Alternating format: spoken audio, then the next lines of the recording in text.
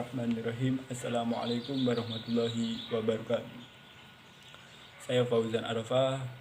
Saya akan mempresentasikan hasil makalah kami. Saya di sini akan menjelaskan tentang dua pembahasan, yaitu Al-Asr dan Al-Quraisy. Sebelum memasuki pembahasan, saya akan membacakan surat Al-Asr. A'udzubillahi minasyaitonirrajim. Bismillahirrahmanirrahim. Wal asr innal insana lafi khusr illa alladziina aamanu wa 'amilus solihati wa tawassaw bil haqqi wa tawassaw bis sabr. Shadaqallahul adzim. Yang artinya, demi masa sesungguhnya manusia berada dalam kerugian kecuali orang-orang yang beriman dan mengerjakan kebajikan serta saling menasihati untuk kebenaran dan saling menasihati untuk kesabaran. Surat Al-Asr yang terdiri 3 ayat ini termasuk dalam golongan surat Makkiyah karena diturunkan di kota Mekah. Penjelasan dari surat Al-Asr yaitu bahwa semua manusia itu merugi, baik orang miskin maupun orang kaya, orang punya pangkat maupun tidak, orang tua maupun muda.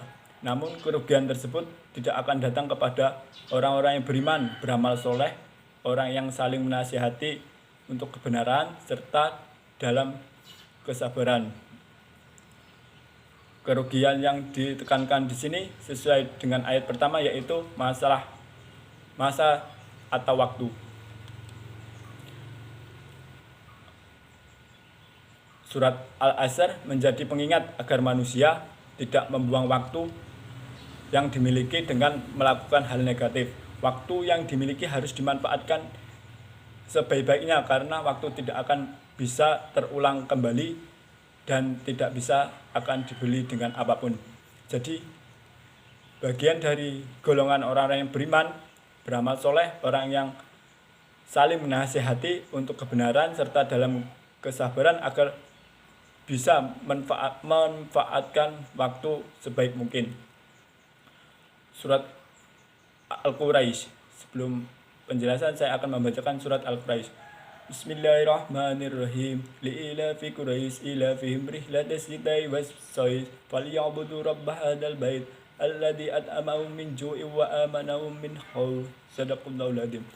Yang artinya, karena kebiasaan orang-orang Quraisy yaitu kebiasaan mereka berpergian dalam keadaan pada musim dingin dan musim panas, maka hendaknya mereka menyembah Tuhan pemilik rumah ini, yaitu Ka'bah, yang telah memberi makanan kepada mereka untuk menghilangkan lapar dan mengamankan mereka dari ketakutan. Surat Al-Quraisy ini surat yang ke-106, berisi 4 ayat dan diturunkan di kota Mekah dan termasuk ke dalam golongan surat Makkiyah. Penjelasan tentang surat Al-Quraisy yaitu surat ini berisi tentang kehidupan dalam kewajiban dari suku Quraisy yang seharusnya mereka penuhi, dan bagaimanapun juga merekalah suku yang terpilih untuk menjaga Ka'bah. Sekian dari saya. Apabila ada kekurangannya, saya mohon maaf. Wallahu muwaffiq ila aqwamit thoriq. Wassalamualaikum warahmatullahi wabarakatuh. Assalamualaikum warahmatullahi wabarakatuh. Di sini saya Lili Sulhana, NPM 181260018. Di sini saya sudah menulis ya, surat Al-Ma'un ayat 1 sampai ayat 7. Di sini saya akan mencoba melafalkan kepada kalian dengan yang benar. Bismillahirrahmanirrahim. Ara'aital ladzi yukadzibu bid-din fadzalikal ladzi yad'ul yatim wa la ya'uddu 'ala ta'amil miskin fawailul lil musallin alladzina hum an shalatihim sahun.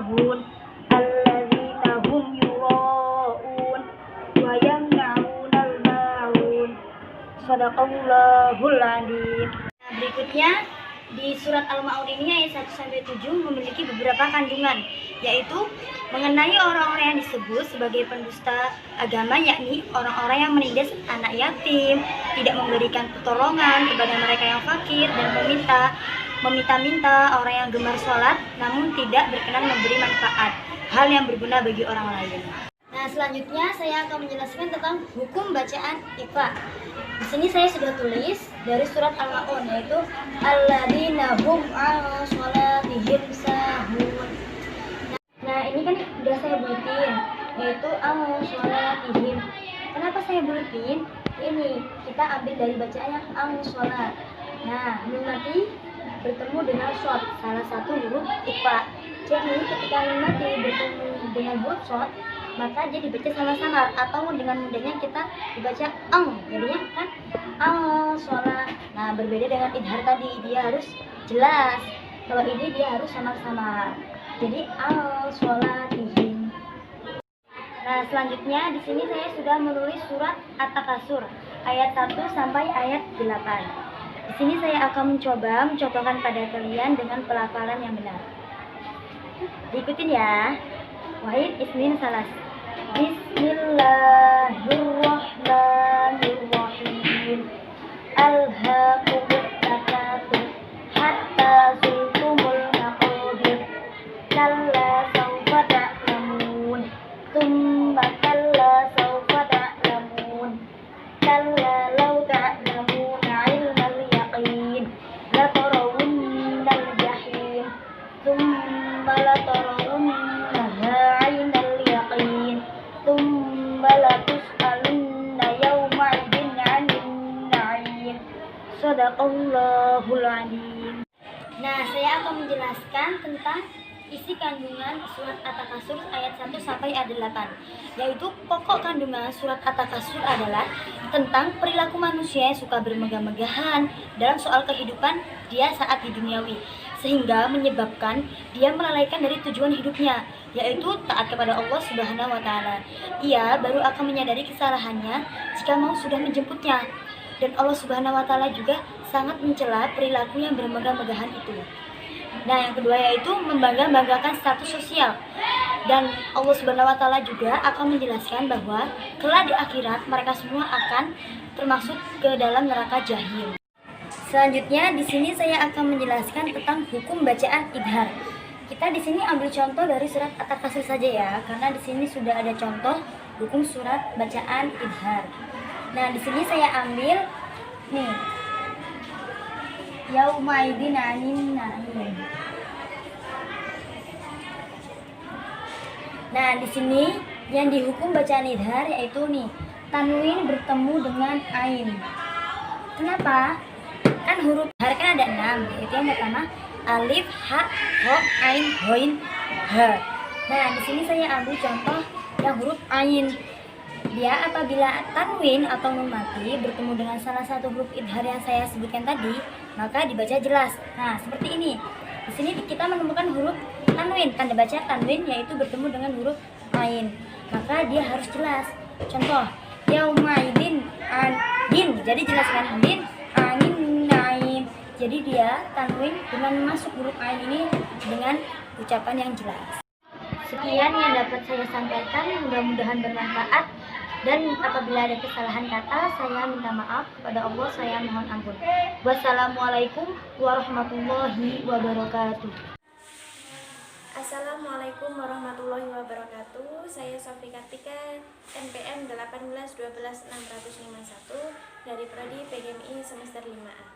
Di sini saya akan berikan contoh bagaimana seorang guru dalam memberikan mata pelajaran Quran Hadis di kelas 4 SD semester 1. Jadi di sini materinya tentang hadis, tentang takwa dan niat. Bagi anak-anak, mata pelajaran hari ini yaitu pelajaran Quran Hadis. Nah, materinya yaitu hadis tentang takwa dan niat. Yang pertama adalah hadis tentang takwa. Mari kita baca bareng-bareng. Bismillahirrahmanirrahim. Hadis tentang takwa. An Abi Dzar radhiyallahu an qala Rasulullah sallallahu alaihi wasallam ittaqillah haitsuma kunta wa atbi'is sayyi'atal hasanata tamhuha wa khaliqin nasa bi khuluqin hasanin. Rawahu Tirmidzi. Artinya yaitu dari Abu Dzar radhiyallahu anhu berkata, Rasulullah Shallallahu alaihi wasallam bersabda, takutlah engkau kepada Allah di mana saja engkau berada, dan ikutilah kejelekan dengan perbuatan yang baik. Niscaya hal itu akan menghapusnya, dan pergaulilah manusia dengan akhlak yang baik. Hadis riwayat Tirmidzi. Jadi maksud dari hadis ini adalah kita harus bertakwa kepada Allah dimanapun kita berada, baik di dalam rumah ataupun di dalam rumah, di dalam sekolahan ataupun di luar sekolahan. Dimanapun kita berada harus bertakwa kepada Allah. Nah, Allah pun berjanji ketika kita bertakwa kepada Allah, maka Allah akan menjauhkan api neraka dari kita. Tidak hanya itu saja, yaitu bisa dijauhkan dari kesusahan dan kesempitan, dimudahkan segala urusannya, dan dilimpahkan rezekinya, dan dijanjikan oleh Allah untuk masuk surga. Semuanya tentunya mau untuk masuk surga. Semuanya pasti menginginkan untuk masuk surga. Hadis yang kedua yaitu hadis tentang niat. Nah, kita baca bareng-bareng ya. Bismillahirrahmanirrahim. Qala Rasulullah Shallallahu alaihi wasallam, innamal a'malu binniyat wa innamal likulli imri'in ma nawa. Faman kanat hijratuhu ila dunya yusibuha aw ila imra'atin yankihuha fa hijratuhu ila ma hajara ilaih. Artinya yaitu semua perbuatan itu tergantung pada niatnya, dan balasan bagi tiap orang tergantung pada apa yang diniatkannya.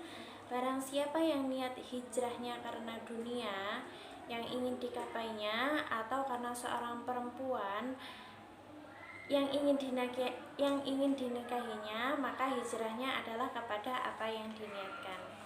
Jadi semua itu tergantung pada niatnya. Misalkan anak-anak semua berangkat sekolah, niatnya hanya untuk beli jajan, ya nanti dapatnya cuma jajan, nggak niat untuk belajar. Nah, semua itu harus diniatkan karena Allah.